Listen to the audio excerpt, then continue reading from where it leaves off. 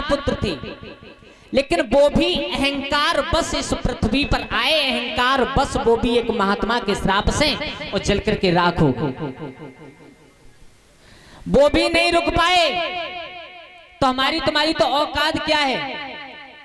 असमंजस हुए हैं इन्हीं के, अंशुमान हुए हैं इन्हीं के, और इन्हीं के वंश में आगे चल करके दिलीप महाराज हुए। दिलीप महाराज कैसे राजा हैं? जिनके 2 रानियां हैं। अब ध्यान देना सब लोग थोड़ी देर। और दोनों रानियां दिलीप महाराज की पतिव्रता स्त्री हैं। तो दिलीप महाराज एक दिन कपिल मुनि के आश्रम पर और शिकार खेलने के लिए गए। और जब कपिल मुनि के आश्रम पर एक हिरण को दौड़ाते हुए महाराज पहुंच गए, तीर मारा तो वो हिरण जाकर के महात्मा के आश्रम पर मारा गया है। और दादाजी जब महात्मा ने देखी कि एक राजा ने मेरे आश्रम पर एक हिरण को मार दिया, मेरा आश्रम पर शिकार किया है, तो महात्मा ने बगैर सोचे विचारे अपना त्रिशूल उठाया और उठा करके दिलीप महाराज का वध कर दिया, मार दिया उन्हें। और जब राजा मरे, 2 रानियां पतिव्रता स्त्री हैं दोनों। अब दोनों रानियों को चिंता हुई कि अयोध्या का वंश आगे कैसे चलेगा। तो उन्हीं दोनों रानियों ने अब महाराज उसी महात्मा की, कपिल महात्मा की जाकर के तपस्या की है। और तपस्या कैसी करी बेटा लवकुश? चालू करो।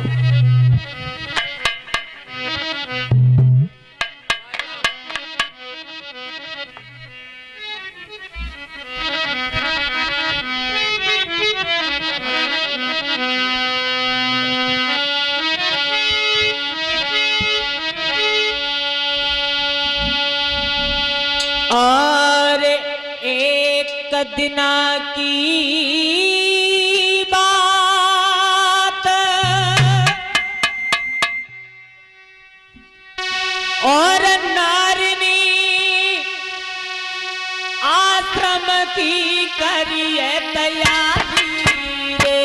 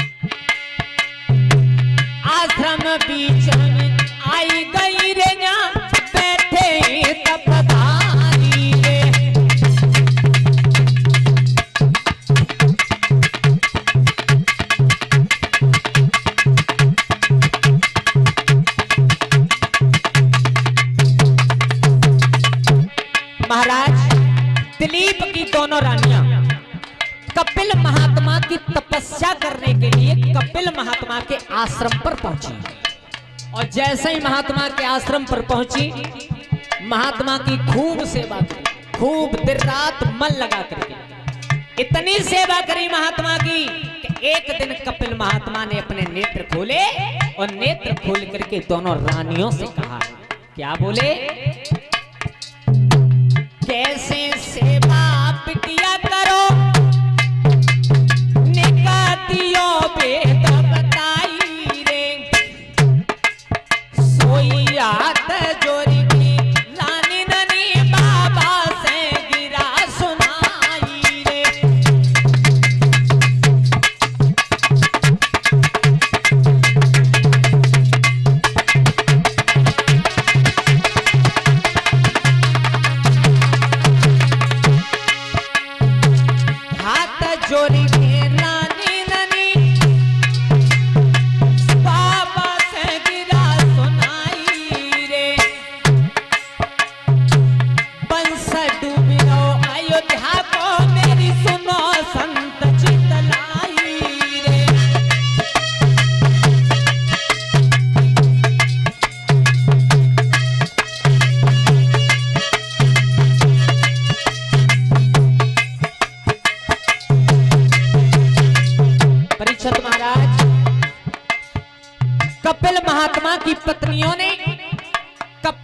यानी दिलीप महाराज की पत्नियों ने कपिल महात्मा से कहा है, महाराज अयोध्या का वंश डूब रहा है, या तो आप कुछ करो, अन्यथा अयोध्या में कोई दीपक जलाने वाला नहीं है।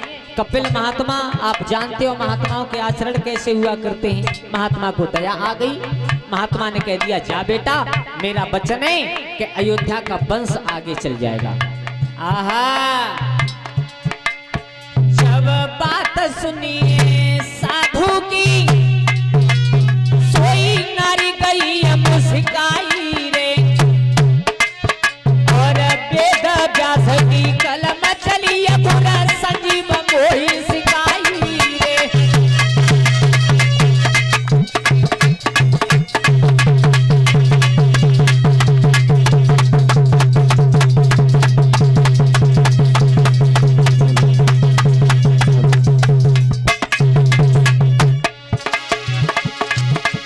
वेद व्यास की कलम चली पूरा संजीव मोहि सिखाई रे। जागमा मैया के मंदिर में तुम्हें गुड्डू रहो सुनाई रे।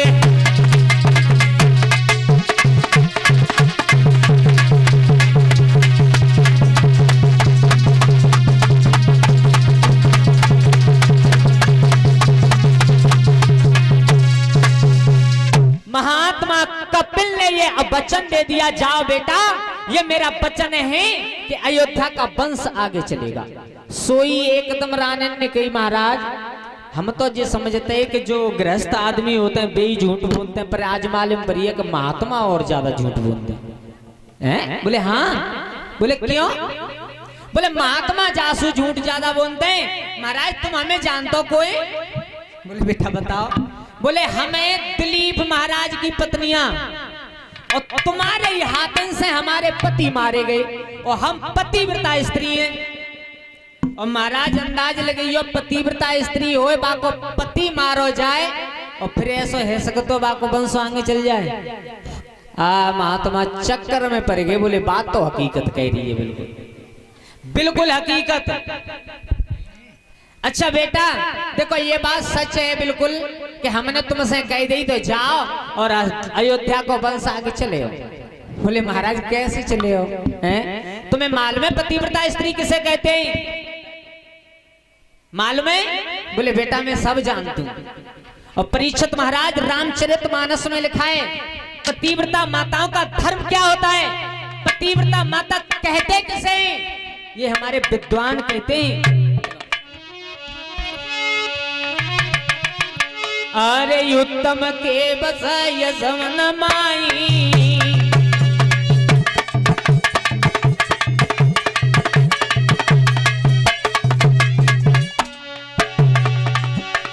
उत्तम के ये सब समन माई,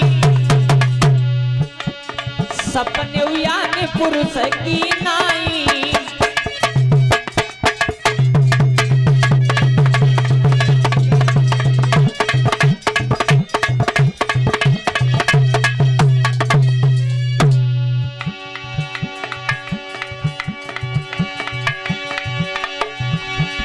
मध्यम परपति देखे कैसी, भ्राता पुता पुत्र निज जैसे।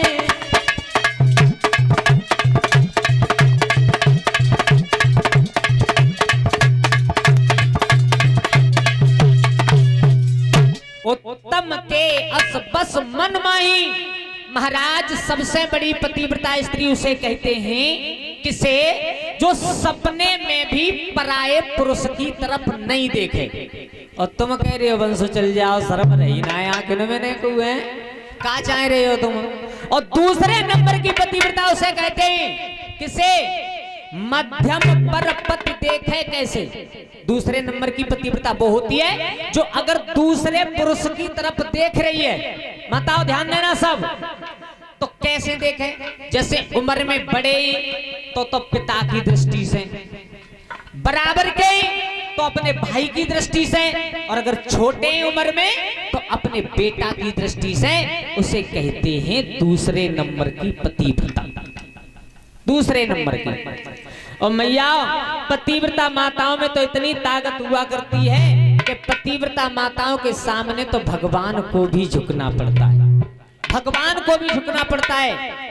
लेकिन झुकना उन्हीं के सामने पत्तो है जो पतिव्रताएं अपने पति की सेवा करती हैं, उनके सामने ना झुकना पत्तो। पति ने तो योगी में हारवाऊं त्या हूं काम करके पूरा दिन है वो पामरो चला चला ना हो तो एक गिलास पानी ही दे दो। राजी बाजी में तो कई उदई लला को नाम लेके के बांटी भरी रखी है भल्ला हुआ बाम तो गिलास पी ले एक पी लो चैतुए और ने को खटपट झटपट भई तो भगवान ही जाने बाबी चाहे ने पाई मांगो है और जई ना मालूम पर रही के आपत का परिये बोले टूट गए ना है बर गए ना है मार। अच्छा वैसे भैया बताऊं बुरी कोई मत मानिए, यहाँ कोई ना है, यहाँ तो सब अच्छे हैं, हम तो अपे माओ की बात कह रहे हैं, मत बुरी मान जाओ यहाँ। अच्छा हमें माल में 4-5 दिन से जे रह रहे हैं तो जे बताते रहते हैं बोले जा गांव में तो सब अच्छे हैं, आस पास क्षेत्र में सब अच्छे हैं, जो सब हम आप ही तरफ की कह रहे हैं। देखो पतिव्रता माताओं का केवल एक ही धर्म हुआ करता है क्या, और वो सबसे बड़ा धर्म क्या है। माताओं गोस्वामी तुलसीदास लिखते हैं रामचरितमानस में,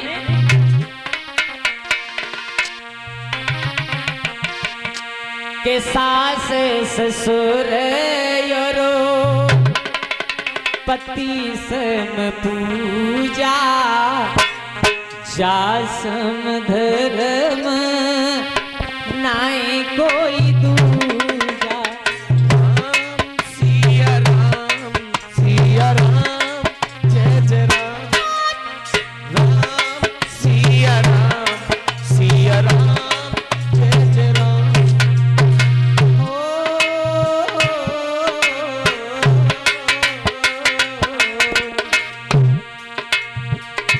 सास ससुर पते सम पूजा जा सम धर्म नाई कोई दूजा।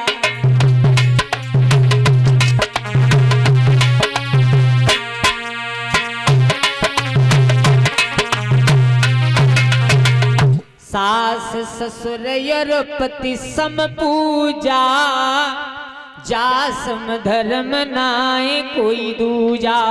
मैयाओ संसार में स्त्री का सबसे बड़ा धर्म होता है कि वो अपने सास ससुर और पति की सेवा करे। अच्छा अपनी अपनी ईमानदारी से मैया तुम्हें किस्म है, झूठ मत बोलियो, भागवत पांडाल में बैठी हूं, संजाकू अपनी अपनी सासुन के पाए को दबाती है, सही सही ईमानदारी से बिल्कुल। हाथ उठाए के बताओ ऐसे ना है कोई पूरे पंडाल में। तो एक बात हकीकत बताऊं तुम्हें, किस्म खाए रू भागवत सुनने से कछु ना है वो तुम्हारा कछु है जाए। क्यों? हमारी भागवत में लिखा है कि जाके सास ससुर जाके माँ बाप घरे दुखी बैठे एक गिलास पानी के लिए, और वो लड़का या सास या मतलब बहू या बेटा वृंदावन परिक्रमा देवे जाएं, दादाजी बिल्कुल बेकार है। क्यों? क्योंकि तीनों लोगों के भगवान, तीनों लोगों के नाथ जो कछु है सो तुम्हारे घर में बैठे उनकी सेवा कर ले हो। भैया ईमानदारी बात बता रहा हूं तुम्हें, उद्धार है जा। एक स्त्री जंगल में बैठ करके तपस्या कर रही हो और एक स्त्री घर में बैठ करके अपने सास ससुर और पति की सेवा कर रही हो, तो ये रामचरितमानस का प्रमाण है कि उस स्त्री का धर्म ज्यादा बड़ा है जो अपने घर में सास ससुर की सेवा करती है, जंगल में बैठ करके तपस्या करने वाली स्त्री से ज्यादा। भैया देखो ज्यादा कछु ना करना तुम्हें, केवल संजाकू ने अपनी सासन के पायन पे हाथ मारना है, ज्यादा नहीं। अच्छा बताऊं, जो चतुर्बहुएं होती है ना, चतुर्बहुएं, और इसी बीच एक हार से हमें सम्मानित किया है, एक हार से परीक्षित जी और एक हार से यज्ञपति महाराज को सम्मानित किया है, ये हमारे श्रीमान। अच्छा, और 11-11 रुपए से हमारे समस्त भाइयों को सम्मानित किया है। ये हैं श्रीमान सोमवीर सिंह जो ग्राम सिकंदरपुर से भगवान से आराधना करेंगे। दीन बंधु कृपा दृष्टि बनी रहे, सदैव सदमार्ग की ओर लेकर खींचने। बोलिए गोविंद भगवान की भैया देखो एक बात हकीकत बताए कि जाऊं तुम्हें, आज की कथा में केवल एक में छोटी सी बात मान लियो, पूरे दिन का पुण्य प्राप्त हो जाएगा आपको, ये गारंटी है अपनी। एक छोटी सी, ज्यादा कछुना है का जो चतुर बहुएं होती है, चतुर बे चतुर बहुएं अपनी सासु के मुंह से कबू अपनी बुराई ना होने देती। कैसे ना होने देती? देखो ज्यादा तुम्हें ना करना, दिन में केवल एक बात कहनी है। क्या कहनी है? मम्मी तुम जल्दी रोटी पाई खाए के नीचू है जा करो, फिर मैं बाल करने में लग जाती और पस के दे दी। संजा को एक बार और कह दी, मम्मी तुम जल्दी पर रह करो, तुम्हारे पाए पाए दवाई के मैं नीचू है जो, फिर बालक बच्चे रोते हैं, बहुए नींद लगती है और डुकरिया घटिया पराली नेक नेक नेक नेक नेक नेक पैर दबाई दो, हल्के आते। अपनी गारंटी है। एक गांव की जा सिकंदरपुर की तो छोड़ो, अगर कहूं रिश्तेदारों में तीसरे चौथे पांचवे जिला